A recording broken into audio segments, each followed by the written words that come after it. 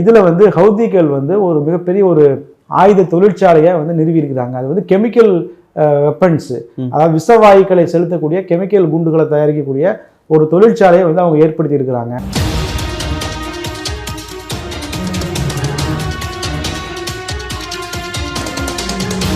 ஏன்னா இஸ்ரேலை பொறுத்த வரைக்கும் எப்பவுமே அவங்களுடைய டார்கெட் என்னன்னா, இஸ்ரேல் வான் எல்லைக்கு வெளியிலேயே அவங்க தடுத்துடுவாங்க. எந்த விதமான ஏவுகணை ஆளில்லா விமானமா இருந்தாலும் வான் எல்லைக்கு வெளியிலே தடுக்கணும் அப்படிங்கிறது அவங்களுடைய ஃபர்ஸ்ட் டார்கெட். இஸ்ரேல் வந்து அணு ஆயுதத்தை பயன்படுத்திட்டாங்க அப்படின்னு சொன்னா, அப்ப இவர்கள் திருப்பி அடிப்பது இவங்கள்ட்ட என்ன ஆயுதம் இருக்கு? எந்த ஆயுதமும் இல்லை.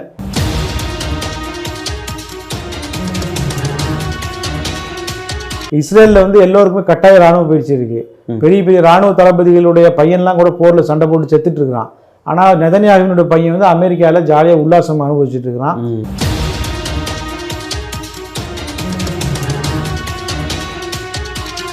Q7 நேயர்களுக்கு வணக்கம். வாய்ஸ் ஆஃப் காசா நிகழ்ச்சிக்கு உங்களை வரவேற்கிறேன். ஆர்ஜே பரணி. அதாவது இந்த பாலஸ்தீன விவகாரத்தில் இஸ்ரேல் மற்றும் அமெரிக்கா, லெபனானில் இருக்கக்கூடிய அந்த ஹிஸ்புல்லா அமைப்பு, இந்த மாதிரி இந்த ஒரு முக்கோண தரப்பில் இந்த ஒரு மோதல் வந்து தொடர்ந்துக்கிட்டு இருக்கு. கிட்டத்தட்ட 2 ஆண்டுகளை நிறைவுகளை நோக்கி இந்த ஒரு போராட்டம் போயிட்டு இருக்கு. இந்த ஒரு போரின் முடிவில் என்ன நடக்க போகுது அப்படிங்கிறத நம்ம பொறுத்து இருந்து பார்க்கலாம். அந்த வகையில் குறிப்பாக இந்த லெபனான் ஹிஸ்புல்லா அமைப்பினை பற்றின பல சுவாரஸ்யமான விஷயங்கள் சமூக வலைத்தளங்களையும் தொலைக்காட்சிகளையும் நம்ம பார்த்துட்டே இருக்கோம்.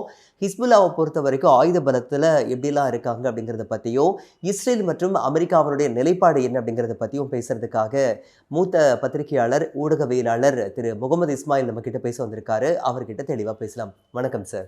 வணக்கம். இப்போ இந்த இஸ்ரேல் பாலஸ்தீன விவகாரத்தில் ஏமன் ஹவுதிகளுடைய பங்களிப்புங்கிறது பிரம்மாண்டமான ஒரு விஷயம். அப்படி இருக்கிறப்ப ஆயுத பலத்துல இப்ப ரொம்ப அட்வான்ஸ்டா போயிட்டு விஷவாயு குண்டுகள் தயாரிக்கிறாங்க அப்படிங்கிற மாதிரி ஒரு பேச்சு அடிப்படுது. இது உண்மைதானா? இது உண்மைதான் அப்படிங்கிற அந்த செய்தியை தான் நம்ம பார்க்குறோம். பொதுவாக என்னன்னா, இந்த விஷவாயு, அதே போல அணு ஆயுதம், இதெல்லாம் வந்து நம்ம வந்து ஏற்றுக்கொள்ள முடியாது. அது யார் செஞ்சாலும் அதை வந்து ஏற்றுக்கொள்ளக்கூடாது. ஏன்னா வந்து மக்களை கொல்லக்கூடிய எந்த ஒரு ஆயுதமும் வந்து மனித குலத்துக்கு எதிரானது தான். பட் வந்து இந்த விஷயத்தை பொறுத்த வரைக்கும் ஏமன் ஹவுதிகள் விஷவாயு குண்டுகளை, கெமிக்கல் குண்டுகளை வந்து தயாரிக்கிறாங்க அப்படிங்கிற ஒரு குற்றச்சாட்டை வந்து அமெரிக்கா தரப்பினர் முன்வைக்கிறாங்க. ஏமன் நாட்டை வந்து இதற்கு முன்பு வந்து அலி சலே அப்படின்னு சொல்லக்கூடிய ஒரு ஆட்சியாளர் ஆண்டுட்டு வந்தார். அவர் வந்து அமெரிக்காவினுடைய ஒரு ஆதரவாளர். அந்த ஆட்சியை எதிர்த்து தான் ஹவுதிகள் வந்து கிளர்ச்சி பண்ணி தலைநகர் உட்பட பல பகுதிகளை, பெரும்பான்மையான பகுதிகளை ஹவுதிகள் கைப்பற்றி இன்றைக்கு அவங்க வந்து ஒரு ஆட்சியை நடத்திட்டு வராங்க. அவங்க வந்து எஞ்சிய சில பகுதிகளை விட்டுட்டாங்க. உதாரணத்துக்கு ஏடன் அப்படிங்கக்கூடிய ஒரு துறைமுக நகரம், அந்த நகரத்தை வந்து அவங்க வந்து கேப்சர் பண்ணலை. அந்த நகரம் வந்து தொடர்ந்து வந்து அந்த சலே அப்படின்னு சொல்லக்கூடிய அவருடைய அந்த வாரிசுகளினுடைய கையில் தான் வந்து இருக்குது. சலே அப்படிங்கிறது கொல்லப்பட்டார், அவருடைய வாரிசுகளின் கையில் இருக்குது. இப்போ இந்த நகரத்தை ஆட்சி செய்யக்கூடியவங்க பார்த்தீங்கன்னா அவங்க வந்து இஸ்ரேல் ஆதரவாளர், அதாவது அமெரிக்க ஆதரவாளர்கள். அவங்க வந்து இந்த ஹவுதிகளுக்கு எதிராக இருக்கிறாங்க. இப்போ அவங்க என்ன செய்கிறாங்க அப்படின்னு சொன்னால், ஒரு கப்பல் வந்து ஈரான்லேருந்து வரும்போது அந்த கப்பலை வந்து இவங்க கடற்பகுதியில் வரும்போது அதை மடக்கி அதை வந்து பறிமுதல் செய்கிறாங்க. அதில் உள்ளவங்கெல்லாம் கைது செய்கிறாங்க. அப்படி கைது செஞ்சு அவங்கள்ட்ட வந்து விசாரணை நடத்திட்டு வராங்க. அதே போல் அந்த கப்பல்களில் என்ன இருந்தது அப்படிங்கிறது சம்மந்தமான அந்த பொருட்களையும் பறிமுதல் செஞ்சுருக்கிறாங்க.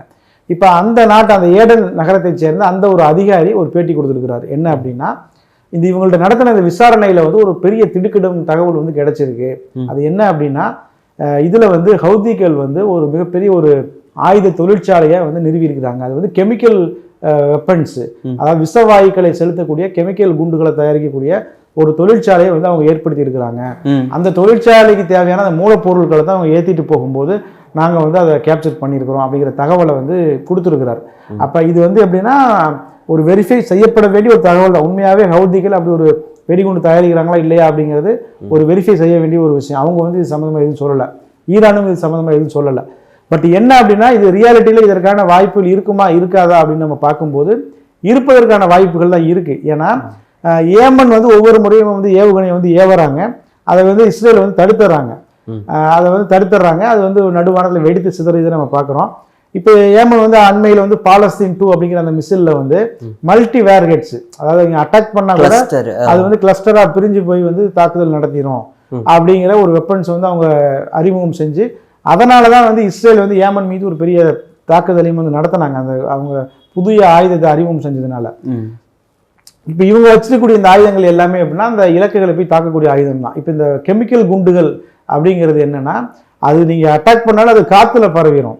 காத்துல பரவி அது வந்து உயிரிழப்பு ஏற்படுத்திடும். நீங்க வந்து இன்னைக்கு வந்து ஏவுகணை அப்படிங்கிறது வந்து உங்களுக்கு ஒரு ப்ராஜெக்ட் ஒரு ப்ராஜெக்ட் தானே, ஒரு பொருள் போய் வந்து அடிச்சு சேதாரத்தை ஏற்படுத்துறது தான்.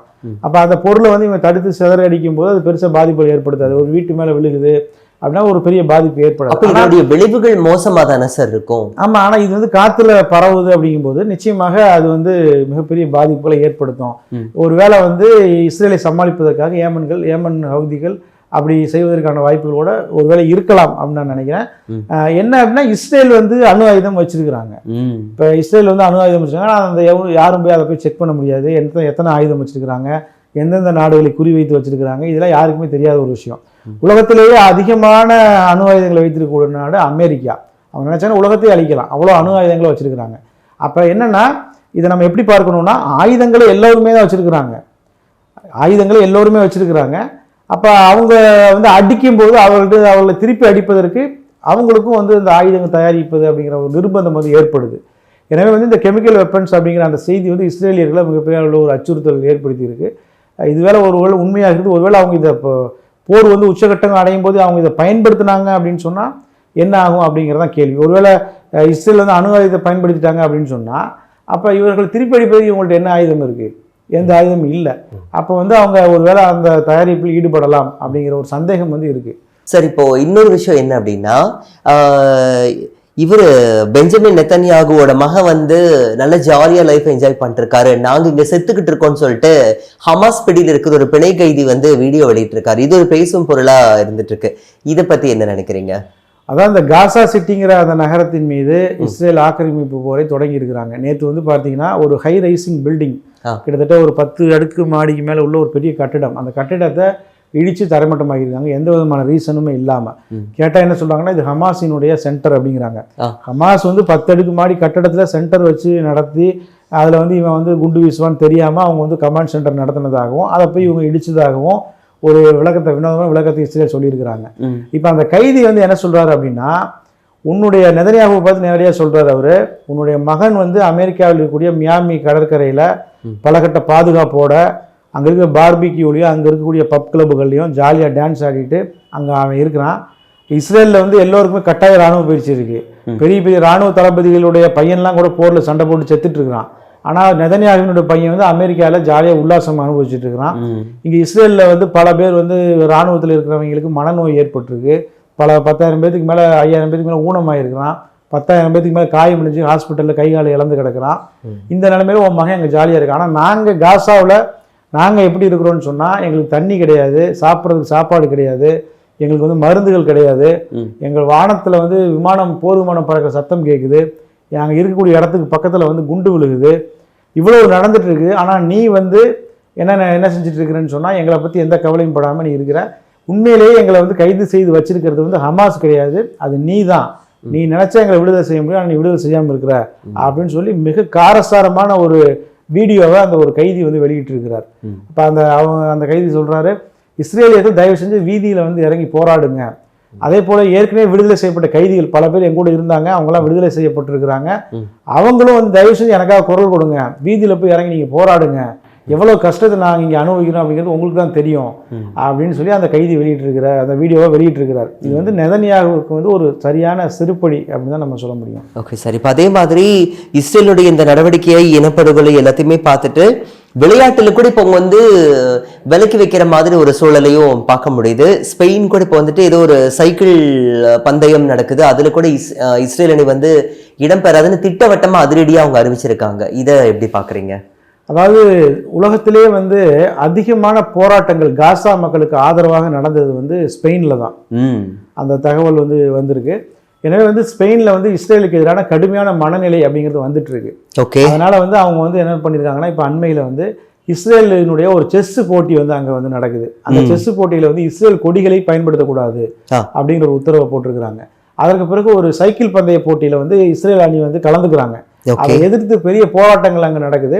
இந்த சூழல்ல வந்து அந்த நாட்டினுடைய வெளியுறவுத்துறை அமைச்சர் அவர் சொல்லியிருக்கிறாரு, இஸ்ரேலை வந்து இந்த போட்டியிலிருந்து விலக்கணும், அப்படி ஒரு கோரிக்கை வருது, அந்த கோரிக்கையை நானும் ஆதரிக்கிறேன் அப்படின்னு சொல்லியிருக்கிறார். ஓகே சார், இப்போ அதே மாதிரி இனி வரக்கூடிய காலகட்டங்களில் இவ்வளோ பிரச்சனைக்கு நடுவில் நெதன்யாகு வந்து இப்போ சமீபத்தில் எந்த ஒரு பொதுவெளியிலையும் பார்க்க முடியலங்கிற ஒரு பேச்சு இருக்கு.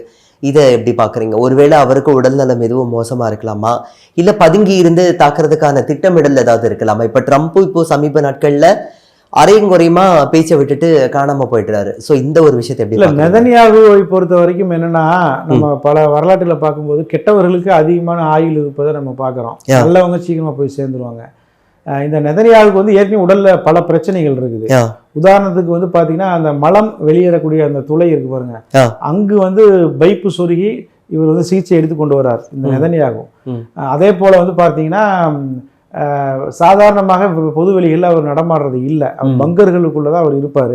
சில நேரங்களில் பங்கர்களை அட்டாக் பண்ணிடுவாங்கன்னு தெரிஞ்சிச்சுன்னா வெளிநாடுக்கு தப்பி ஓடிடுவார். எனவே வந்து ஒரு பாதுகாப்பு காரணங்களுக்காக அவர் வந்து அந்த மாதிரி தலைமறைவாக இருப்பார் அப்படின்னு சொல்லி நான் நினைக்கிறேன். சரி, இப்போ நிறைவம்சமா இன்னொரு கேள்வி. ஹவுதிகள் கிட்ட இருக்கக்கூடிய ஆயுத பலம் அப்படிங்கிறது எந்த மாதிரியான விஷயங்கள் எல்லாம் அவங்க கையாளுறாங்க? அந்த ஆயுத பலத்தை பத்தி சொல்லுங்களேன். ஹவுதிகள் அப்படிங்கிறவங்க வந்து ஒரு சாதாரண ஒரு சின்ன ஒரு போராளி குழுவாகத்தான் அவங்க வந்து தொடங்குறாங்க. அவங்களுக்கு வந்து முழுசா வந்து வெப்பன்ஸ் ட்ரைனிங் கொடுக்கறது, ஆயுதங்கள் கொடுக்கறது எல்லாமே ஈரான் தான். அவங்க ஆரம்பத்துல வந்து வெறும் துப்பாக்கிகளை மட்டும் வச்சுதான் சண்டை போட்டாங்க. அதற்கு பிறகு பார்த்தீங்கன்னா அந்த ஏமன் தலைநகர் சனாவை வந்து கைப்பற்றுறாங்க. அந்த பழைய கவர்மெண்ட்டுக்கு அமெரிக்கா கொடுத்த நவீன ஆயுதங்கள், ஏவுகணைகள்லாம் அவங்க கையில கிடைக்குது. அதற்கு பிறகு ஈரான் உதவியோட அந்த ஏவுகணைகளை எப்படி பயன்படுத்துறது அப்படிங்கிறத அவங்க கத்துக்கிறாங்க. கத்துக்கிட்டு அதை வச்சுதான் அதுக்கு பிறகு சண்டை போடுறாங்க. உதாரணத்துக்கு சவுதி அரேபியா அவங்களுக்கும் சண்டை வந்த போது அவங்க அந்த ஏவுகணைகளை பயன்படுத்தி தான் சவுதி அரேபியாவுக்கு மிகப்பெரிய பாதிப்புகளை அவங்க ஏற்படுத்தினாங்க. அதனால சவுதி அரேபியா சமாதானத்துக்கு நோக்கி வந்தாங்க. இப்போ அதற்கு பிறகு பார்த்தீங்கன்னு சொன்னா, நம்ம ஏற்கனவே அந்த முதல் செய்தியில் பார்த்தோம்னா அந்த ஏடனை சேர்ந்து ஒரு அதிகாரி அவர் இன்னொரு விஷயத்தையும் சொல்றாரு. என்னன்னா, முன்பு வந்து எல்லாமே இவங்க வந்து ஈரானை சார்ந்து தான் இருந்தாங்க. இப்போ வந்து பார்த்தீங்கன்னா எல்லாமே வந்து அவங்களே வந்து ஓனா மேனுஃபேக்சரிங் பண்ண ஆரம்பிச்சிட்டாங்க. அவங்களுக்கே வந்து அந்த தொழில்நுட்ப வல்லுநர்கள் அந்த இராணுவத்தை வந்து நல்லா ட்ரைனிங் பண்ணி இன்றைக்கு எல்லா ஆயுதங்களும் அவங்களே தயாரிச்சிட்டாங்க. உதாரணத்திற்கு ஏமன் வைத்திருக்கக்கூடிய அந்த ஆளில்லா விமானங்கள் அப்படிங்கிறது வந்து ராடார் கருவிகளை வந்து ஏமாற்றி கொண்டு சென்று தாக்கக்கூடிய ஆளில்லா விமானங்களை தயாரிச்சிருக்கிறாங்க. அதே போல மிசைல்ஸ்கள் வந்து இன்னைக்கு ஈரான் அறிமுகம் செஞ்ச அந்த மல்டி வேர்ஹெட் மிசைல்ஸ், அதை வந்து அவங்க வந்து கண்டுபிடிச்சு அதை அவங்க ஃபீல்டில் பயன்படுத்தவும் செஞ்சிருக்கிறாங்க. அதே போல் ஜுல்ஃபிகார் அப்படின்னு சொல்லக்கூடிய பேலிஸ்டிக்ஸ் மிசைல், இந்த பேலிஸ்டிக்ஸ் மிசைல்ஸ் வந்து பொதுவாக போராளி குழுக்களிடம் வந்து பெரும்பாலும் இருக்காது. உலகத்தில் வேறு எந்த போராளி குழுக்களிடமே பேலிஸ்டிக்ஸ் மிசைல்ஸ் அப்படிங்கிறது கிடையாது. அது வந்து ஹிஸ்புல்லாக்கள்கிட்ட இருக்கிறதாக நம்பப்பட்டது. இப்போ வந்து ஏமன் படைகள் வந்து அதை வச்சிருக்கிறாங்க. பேலிஸ்டிக் கிட்டத்தட்ட ஒரு 2000 கிலோமீட்டருக்கு மேலே சென்று தாக்கக்கூடிய அந்த மிசைல்ஸ்கள், அது வந்து 2000 கிலோமீட்டர் வந்து வித்தின் ஒரு 10 நிமிஷத்துல போய் அட்டாக் பண்ணிடும். Okay sir. அதே போல வந்து இடைமறிப்பு, இஸ்ரேல் அவ்வளவு பெரிய அயன் டோமல் சிஸ்டங்களை வச்சிருந்தாலும் கூட அதையும் தாண்டி, ஏன்னா இஸ்ரேலை பொறுத்த வரைக்கும் எப்பவுமே அவங்களுடைய டார்கெட் என்னன்னா, இஸ்ரேல் வான் எல்லைக்கு வெளியிலேயே அவங்க தடுத்துடுவாங்க. எந்த விதமான ஏவுகணை ஆளில்லா விமானமா இருந்தாலும் வான் எல்லைக்கு வெளியிலே தடுக்கணும் அப்படிங்கிறதா அவங்களுடைய ஃபர்ஸ்ட் டார்கெட். ஆனா ஏமனுடைய ஆயுதங்களை அவங்களால தடுக்க முடியல. தொடர்ந்து வந்து இஸ்ரேலுக்குள்ள நுழைஞ்சு அபாய எச்சரிக்கை சைரன்கள் ஒழிக்கப்பட்டு அதற்கு பிறகுதான் அதை வந்து அவங்க வந்து வீழ்த்தக்கூடிய அந்த செய்தி நம்ம தொடர்ந்து பார்க்கிறோம். எனவே வந்து ஒரு இராணுவத்தில் வந்து மத்திய கிழக்கில் வந்து ஒரு வல்லரசு நாடு அப்படிங்கிற அந்த நிலையை நோக்கி இந்த ஹவுதிகள் போய் கொண்டிருக்கிறாங்கிறத நம்ம பார்க்க முடியுது. ஓகே சார், இவ்வளோ நேரமாக இந்த ஏமன் ஹவுதிஸ் கிட்ட இருக்கக்கூடிய விஷயங்களாகட்டும், இஸ்ரேல் பாலஸ்தீன விவகாரத்தை பற்றின பல நல்ல விஷயங்கள், அங்கே இருக்கக்கூடிய மோசமான விளைவுகள் பற்றியெல்லாம் தெளிவாக சொன்னீங்க. ஸோ Q7 சார்பாக மனமார்ந்த நன்றிகள். ரொம்ப நன்றி.